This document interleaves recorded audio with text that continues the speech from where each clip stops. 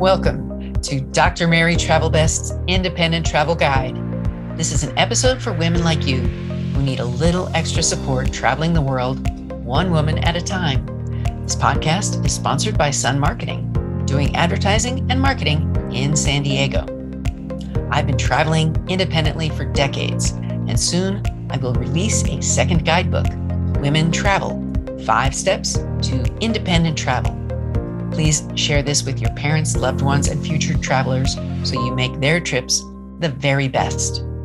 In this episode, the FAQ is, how can I avoid extra fees when I pay with my credit card?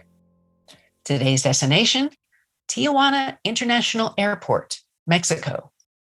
Today's mistake, skimping on healthy meals. And advice, weigh your luggage before you depart for the airport. So the FAQ, how can I avoid extra fees when I pay with my credit card? This is for travel abroad. The answer is to avoid a foreign transaction fee, use a credit or debit card that waives these fees when you're traveling abroad. These fees can vary between 1% and 5%, and always ask. You may also get a processing network fee, such as Visa, Discover, MasterCard, and American Express. Sometimes they charge international fees. Card issuers can opt to waive these fees, but if not, the network's fee will be tacked on to any fee charged by the issuer. Be careful, because even if you ask to be charged in your home currency, the conversion rates are almost always worse than the local currency. So I suggest having the card charged in the local currency to avoid conversion fees, and to choose a card that doesn't charge foreign transaction fees for all the purchases made abroad. Now, remember that cash withdrawals from international ATMs are also subject to fees, as are online purchases, such as an airline ticket, even if the transaction is made in US dollars. There are 6 steps to avoid foreign transaction fees. Watch out for conversion and transaction fees. Open a credit card that doesn't have a foreign transaction fee. Exchange currency before you travel. Open a bank account that doesn't charge foreign fees. Pay with a local currency, or find cards with no foreign transaction fees. And now for today's destination, Tijuana, Mexico, the International Airport. Just 13 miles from San Diego sits Tijuana, named TJ to many in Southern California. It's the world's busiest border crossing, and it has an international airport that serves the region. What's special about this is the Cross-Border Express Bridge and Terminal that opened in 2015.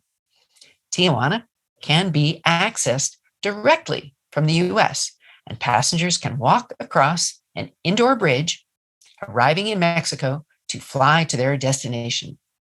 There is a fee for each direction of travel, not included in your ticket, if you are staying more than 7 days. Besides Mexico City, it's the best connected airport in Mexico. Here's a little more about Tijuana International Airport. It's also called General Abelardo L. Rodriguez International Airport, and it's in Baja California.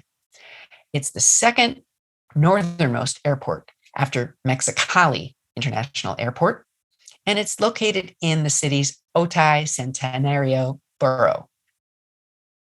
It's just south of the US border. It's Latin America's 11th busiest airport, the 4th busiest in Mexico, after Mexico City, Cancun, and Guadalajara airports. And the airport itself can handle up to 10 million passengers per year and 360 flights per day. I've taken Volaris Airlines from this airport after walking across the bridge, and the other airlines who fly from here are Aero California, Aerolíneas Internacionales, Azteca, Alma de Mexico, and Vivo, to name a few. The airport is operated by Grupo Aeroportuario de Pacifico, a holding group that controls 12 international airports in central and northern Mexico. In terms of domestic destination, this group operates airports in 34 cities.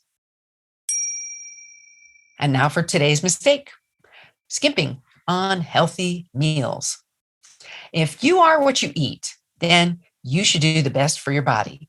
I don't always do that. I skipped breakfast and planned to catch a meal later.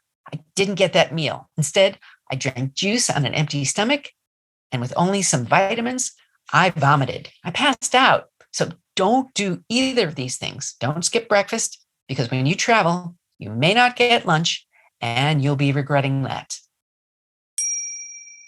Now for today's travel advice: weigh your luggage before you depart for the airport. So here's what you do. You get on a bathroom scale with your luggage in your hand and put the bag down and subtract your weight. That's your luggage weight. Check your airline to see what their limit is for luggage weight. Today, I'm going to bring lots of meaning to your travel, so send me a question or a tip. You can send it to my website, my Facebook page, or Facebook group, or Instagram.